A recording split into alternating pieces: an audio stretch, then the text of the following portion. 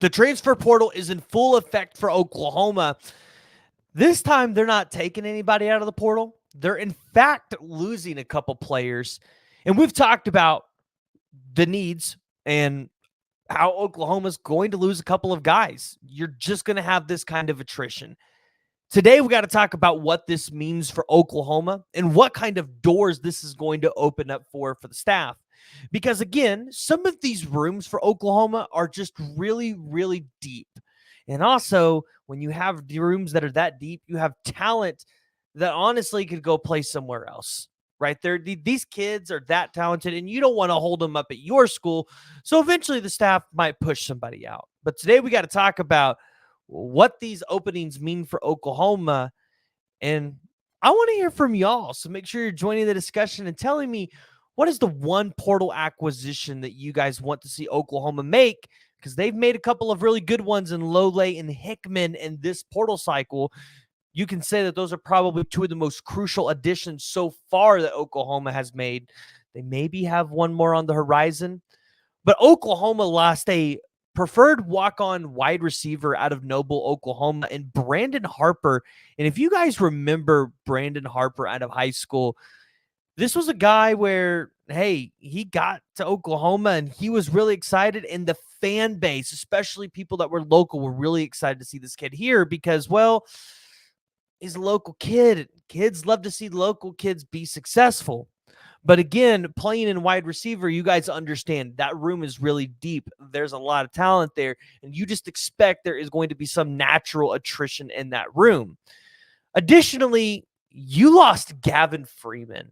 And I don't know what some Oklahoma fans are going to respond to this, because I know a lot of people just envision Gavin Freeman and the jet sweep. But Gavin Freeman last year was a guy that had 19 receptions for 95 yards and 1 touchdown. He had 5 carries for 20 yards.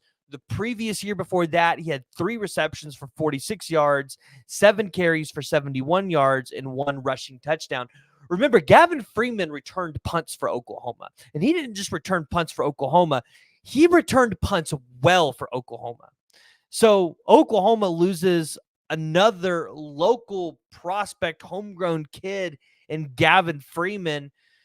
But what does this mean for Oklahoma? Because you lost Justin Harrington and you've lost a couple other guys. What does this mean? Well, remember, Oklahoma is over the scholarship limit.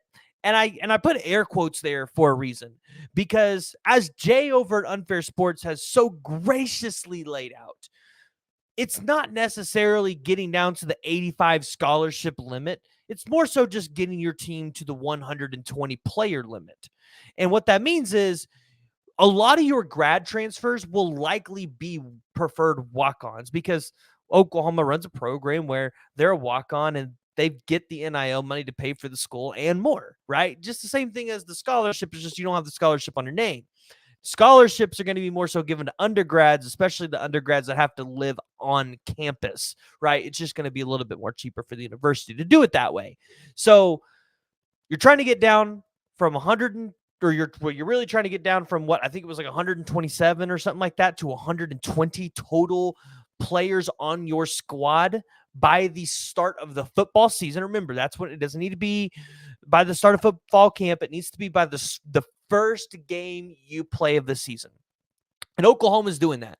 And again, there was going to be attrition for Oklahoma in the portal. We all knew it was coming.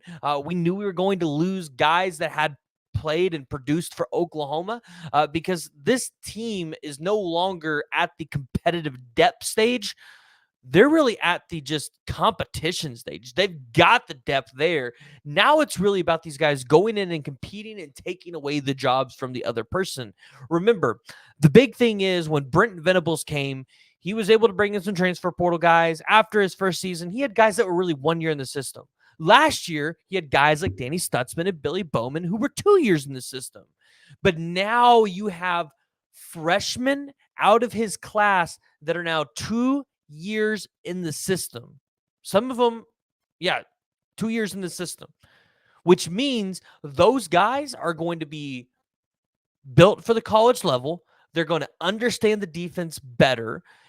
And they're going to be able to go in there and compete for some of these starting jobs. Hence, look at a PJ Adebayor. If he puts on the weight, he's there. Sammy Omosigo, my goodness, have you heard so much about Lewis Carter? And I'm excited to see that kid. You got true freshmen like Reggie Powers coming in and absolutely tearing it up. Same thing for Mike Boganowski. That's what this room's looking like. That's what this team's looking like. So remember, it's not about the 85 scholarship limit. It's about getting down to 120 players. So Oklahoma loses a couple of guys, a couple of homegrown kids. But you know what? If they're really talented, it's not fair to hold those kids back just because you want to have a really deep, talented room. If you've got the talent there and you can spare to lose a couple, let them go somewhere else where they can have the opportunity to be successful. Guys, I want to hear from y'all, so make sure you're joining the discussion, jumping down in the comments below. If you haven't already and you guys have made it this far, make sure you do me one favor and hit that like and subscribe button.